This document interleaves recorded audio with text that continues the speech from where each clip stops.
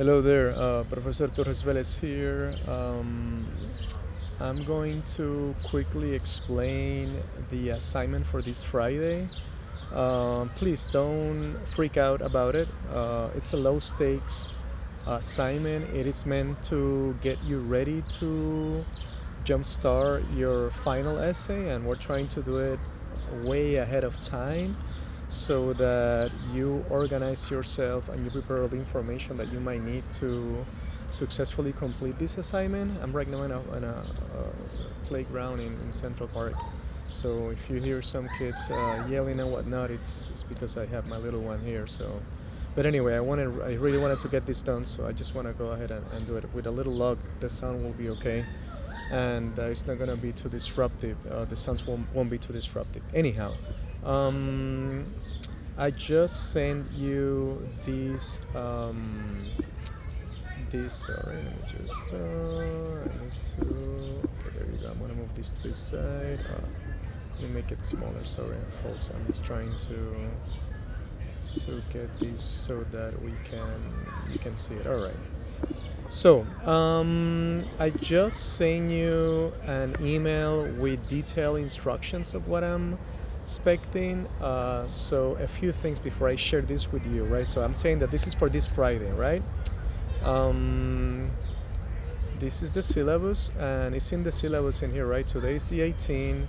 As you can see in here, you are meant to start working on the first part of this assignment, which is starting tomorrow and then on Thursday, and then I want everything on Friday. So these two that you see there in the syllabus were just little bits of this assignment that I just broken down. Okay, and so let's take a look at what am I saying. So this is the breakdown, right? And this is how it works. First, I'm doing this to get you started, right? And the first thing you will need to do is to find the essay prompt. It is already a simplified essay prompt. All you have to do is read it and then translate it into your own words, okay? That should be no more than a short paragraph of 250 to 500 words at the most, right? The purpose of this exercise is for you to really comprehend what am I asking for that essay. Okay, so just make sure you read it and then sit down and put it into your own words and type it, of course. The second part of this scaffolding has to do with identifying the relevant topics to your essay. Since this final essay is about you, there are different ways of approaching this question of who you are within an essay, as it ties to the course. Okay, so what are some of the relevant topics? Well, national identity, racial identity, gender identity, migration, migratory history, the role of culture in your self-identity, the role of cultural practices in your sense of self, the role of food and other traditions in your identification, and of course, the topic of language, bilingualism, language proficiency. All of that can be addressed in your essay. You just need to figure out which ones of these topics are the most relevant to your own history, and choose them and develop them. Okay. Once you have identified these topics, developing your ideas from your life experiences to write your anecdotes will be way easier, and that's the purpose of get you to think about this ahead of time. Third, on this assignment for Friday is you need to write your actual anecdotes. Now, don't stress out about this, right? So it's simple. All I want is for you to prepare a few anecdotes. What do I mean by a few anecdotes? This could be either 2 anecdotes of about 2 paragraphs each, or 1 extended anecdote of 4 paragraphs. Okay, in total, it should be a total of 4 paragraphs. That's all I'm asking at this stage. All right, so that's step 3, right? Let's go back quickly in here. Step 1, translate the essay prompt. Step 2, identify relevant topics to how you come to identify yourself, right? No more than 4, so it's just a list, right?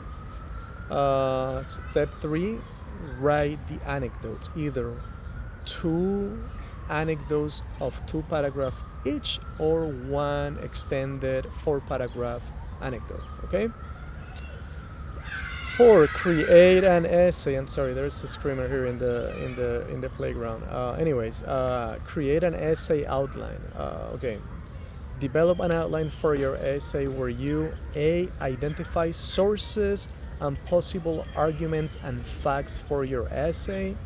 You've been doing the readings for this class, so of course, at the very least, I want you to cite three sources from the course content. Very important. Three sources from the course content. And as you are going to see from the essay prompt, Juan Flores, one of the authors, it's a most. So make sure you select him, of course, and obviously eventually read him and figure out what is relevant from his writing to your own biography, right? So, so A, identify sources and possible arguments and facts for your essay, initially from course readings and later from an article found in the library's online databases. That last one, you don't need to worry right now about it. It's simply the following, right? I mean, you have a bunch of readings on my class. Some of those readings might or might not address your own specific migratory histories, the specific ways you identify yourself, in terms of national identity, race, gender, what have you. But the readings might not necessarily address, a specific aspect of your identity that you might want to address in your essay, and that's why I'm requiring all of my students to find one academic article that address a specific topic of your interest that is related to how do you identify yourself. Okay, that's very important. I will explain more about that later, the peer review academic article search. Okay, don't worry about that. Just keep it in mind. So that's A, right? Identify sources and possible arguments and facts for your essay. And B, relate these sources to your anecdotes. You will discover that the anecdotes you wrote might or might not be what you end up in the final essay, and that's okay. This is just an exercise to get you thinking about specific moments in your life that sort of encapsulate an aspect of your identity. That's the whole purpose of writing the anecdotes. So that's all I want you to do, right? Don't stress that about this. This is just basically thinking, sitting down, thinking about a moment in your life that something happened, and then writing a paragraph about it. Two paragraphs about it. That's all I want, right? Why I want you to do that? Well, because eventually down the line, when you're ready to sit down and write your final essay, these anecdotes might be very useful. They might as well be used the same way you just wrote them, or they might give you ideas to develop something more, more specific, more playful. The purpose is to get you starting thinking about this. Okay. And the final step, the fourth step in here, is to create an essay outline, right? In this outline,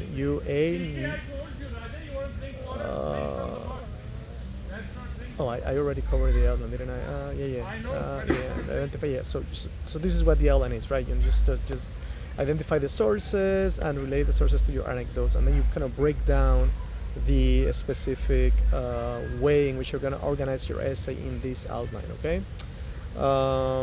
What I have included here, it's of course a very basic formatting instructions, right? So of course you need to identify the your name, ID, your student ID, your course, professor, the date, on the first subject heading, write essay prompt translation. That's where you're gonna write your essay prompt translation, right there, right between 250 and 500 words. Second is a list of keywords. You have the heading, you put the list of keywords. Third, you add the anecdotes. Remember, it's a total of 4 paragraphs. Whether it's 2 anecdotes or just one, that's your call, but make sure you include 4 paragraphs in that section.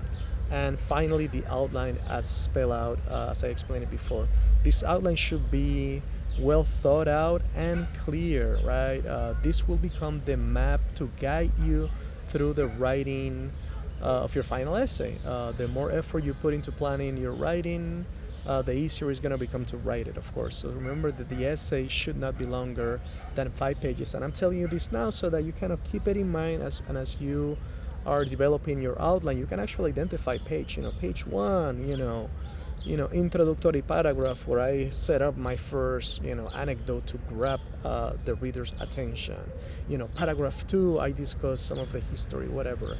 On page 2, I will further develop some of these topics, so on and so forth. Think ahead, plan what your essay is going to look like. And you put all of that into one single document, and you're going to just, copy and paste it into the text box just the very same way you do with your journal entries. I will be providing a link for this specific assignment later on. Stay tuned, and that's all for me. I don't want to keep this too long. I want to keep it short and nice. I hope this helped you. Again, this is not meant to be a high stakes assignment. Instead, think of it as your planning phase before you move into writing your final essay. You have 2 weeks to write it, but I want you to jumpstart you. I want to jumpstart you with this right away. Okay, so that is why I want it for Friday midnight. I understand there's not a lot of day. Today is Tuesday. You have like 4 days to do all of this. This is not a lot, really. I mean, if you think about it, it's gonna be, four paragraphs for the anecdotes. Let's actually count it, right?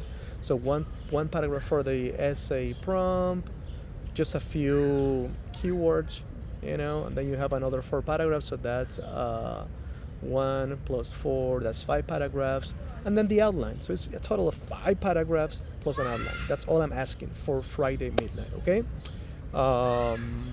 that's all from me today. Thank you.